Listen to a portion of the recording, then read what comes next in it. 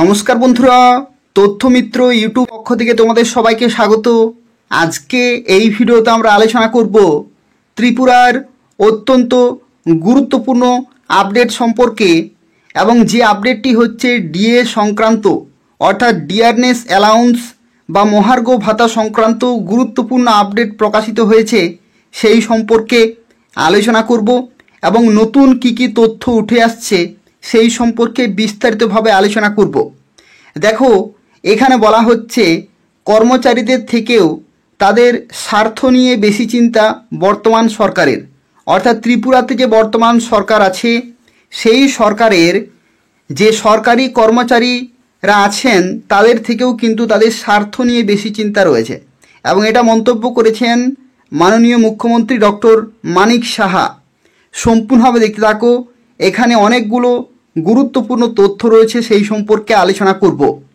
ভিডিওর মাঝখানে আমি তোমাদের এমন একটি অ্যাপের কথা, যে অ্যাপের মাধ্যমে তোমরা বিভিন্ন প্রাইজ পেতে পারো এবং 4 থেকে 5 হাজার টাকা ডেলি ইনকাম করতে পারবে।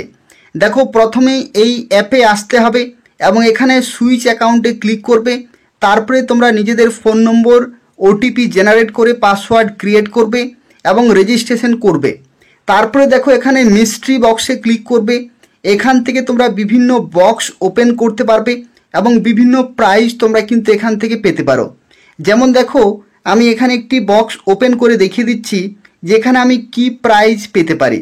দেখো, এখানে 75 রুপিজের একটি প্রাইজ রয়েছে। রিট্রাই অপশানে ক্লিক করবে। তারপরে দেখো 218 টাকার একটি প্রাইজ রয়েছে। এইরকমভাবে বিভিন্ন প্রাইজ কিন্তু তোমরা পেতে পারো বিভিন্ন বক্স ওপেন করি। যেমন দেখো, আমি এখানে আরও একটি বক্স ওপেন করে দেখিয়ে দিচ্ছি যে আমি এখান থেকে কি প্রাইজ পেতে পারি। বারবার তোমরা রিট্রাই অপশানে ক্লিক করবে, বিভিন্ন প্রাইজ কিন্তু এখান থেকে উঠে আসবে। এরপরে দেখো, আমি তোমাদের এখানে দেখিয়ে দিচ্ছি আরও একটি অপশান রয়েছে যেখানে প্লিং করো, এই যে অপশানে ক্লিক করবে এবং এই অপশানে ক্লিক করার সাথে সাথে দেখো এখানে প্লে অপশানে ক্লিক করবে এবং এই গেমটি ওপেন হয়ে যাবে। এই যে উপর থেকে নিচের দিকে বলটি আসছে, এই বলটি যে প্রাইজে পড়বে সেই প্রাইজটি কিন্তু তুমি পেতে পারো। যেমন দেখো, এখানে বিভিন্ন প্রাইজ কিন্তু রয়েছে। এইভাবে তোমরা এই গেমটি খেলার মাধ্যমে বিভিন্ন প্রাইজ পেতে পারো এবং বিভিন্ন অ্যামাউন্ট তোমরা কিন্তু জিততে পারবে এই জিতনা বল অ্যাপের মাধ্যমে। তো দেখো, এখানে বলা হচ্ছে রাজ্যের বর্তমান সরকার বিগত 25 বছরের দীর্ঘস্থায়ী সরকারের মতো শ্রমিক বঞ্চনায় বিশ্বাসী নয়। রাজ্য সরকার সরকারি কর্মচারীদের স্বার্থে প্রয়োজনীয় পদক্ষেপ যথাসময়ে গ্রহণ করে এবং করেছে। এই সরকারের কাছে দাবি দাওয়া পূরণ করা নিয়ে শ্রমিকদের বা কর্মচারীদের আন্দোলন করতে হয় না, কারণ সরকার শ্রমিক বান্ধব এবং সরকারি কর্মচারীদের কথাও রাজ্য সরকার বিবেচনায় রেখেছে। এর জন্য আন্দোলন করতে হয় না। রবিবার দুপুরে রাজধানীর নজরুল কলাক্ষেত্রে অখিল ভারতীয় রাষ্ট্রীয় শৈক্ষিক মহাসংঘের 3য় ত্রিবার্ষিকী সম্মেলনে বক্তব্য রেখে একথা বলেন মুখ্যমন্ত্রী ডক্টর মানিক সাহা। তো দেখো, এখানে কি বলা হচ্ছে যে আন্দোলন করতে হয় না, তাদের যে প্রাপ্য সেটা কিন্তু যথাসময়ে দেয়া হয়, এটাই কিন্তু বলা হচ্ছে। অনুষ্ঠান মঞ্চে বক্তব্য রাখতে গিয়ে তিনি আরও বলেন যে আগে একটা সময় ছিল শুধু মিছিলের আস্ফালন, যেদিকে তাকানো যেত সেদিকে লাল ঝান্ডার মিছিল, রাস্তায় শুধু জিন্দাবাদ জিন্দাবাদ স্লোগান শোনা যেত। কিন্তু বর্তমান সরকারের সময় কোনো কাউকে জিন্দাবাদ করতে হয় না। 2018 সালে বিজেপি নেতৃত্বাধীন সরকার ত্রিপুরায় প্রতিষ্ঠিত হওয়ার পর আগের মুখ্যমন্ত্রী 3% ডিএ ঘোষণা করেছে।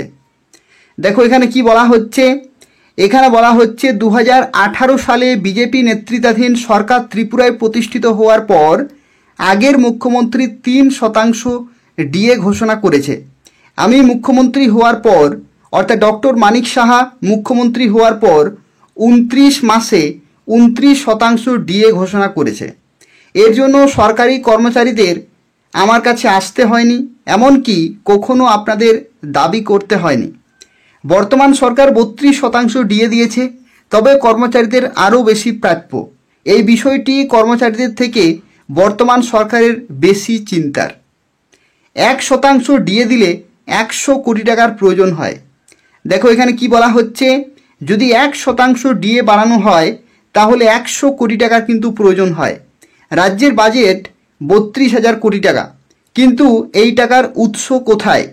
সরকারের বিভিন্ন ফান্ডগুলি ক্যাপিং করা হয়েছে। 3 বছরের মধ্যে 4,000 কোটি টাকার বেশি নেওয়া যাবে না বলে জানিয়ে দিয়েছে। তারপরেও যে সমস্যাগুলি কর্মচারীদের রয়েছে সেগুলি সমাধান করা হবে। মুখ্যমন্ত্রী শিক্ষকদের উদ্দেশ্যে বলেন যে শিক্ষকরা হলেন রাজ্যের নির্মাণের কারিগর, শিক্ষকদের উপরে নির্ভর করবে রাজ্যের ভবিষ্যৎ। মুখ্যমন্ত্রী বলেন যে মেলার মাঠের কিছু লোক এখনও বিদেশি কালচার আগলে রেখে চলছে, তাদের মানসিকতার পরিবর্তনের প্রয়োজন রয়েছে। মুখ্যমন্ত্রী নাম না করে এই রাজনৈতিক সংগঠনের কথা বলেন এদিন। মুখ্যমন্ত্রী দাবি সেই সংগঠন তার কাছে ডেপুটেশন দিতে এসে শ্রমিকদের কথা বলেছিলেন। তখন এরই পরিপ্রেক্ষিতে প্রশ্ন উঠে, মাত্র 25,000 শ্রমিকের জন্য কেন 40,000 মানুষের সমস্যা হবে? তাই সুশৃঙ্খলভাবেই রাজ্যকে পরিচালনা করার জন্য সরকার বদ্ধপরিকর। মুখ্যমন্ত্রী বলেন রাস্তাঘাট বন্ধ, ফুটপাত পেলেই জায়গা দখল করে বসে যাবে, সেটা কোনোভাবেই মেনে নেওয়া যায় না। এদিনের অনুষ্ঠানে অন্যান্যদের মধ্যে উপস্থিত ছিলেন প্রাক্তন সাংসদ রেবতী ত্রিপুরা সহ অন্যান্যরা। অর্থাৎ দেখো এখানে কি বলা হচ্ছে, এখানে তোমাদের ত্রিপুরাতে যে সরকারি কর্মচারীরা রয়েছেন তাদের যে ডিএ বা ডিআরএস অ্যালাউন্স বা মহার্ঘ ভাতা সংক্রান্ত গুরুত্বপূর্ণ আপডেট কিন্তু রয়েছে, যেখানে মুখ্যমন্ত্রী ডক্টর মানিক শাহ কিন্তু নিজেই বলেছেন যে কর্মচারীদের থেকেও কিন্তু তাদের স্বার্থ নিয়ে বেশি চিন্তা রয়েছে বর্তমান বিজেপি সরকারের।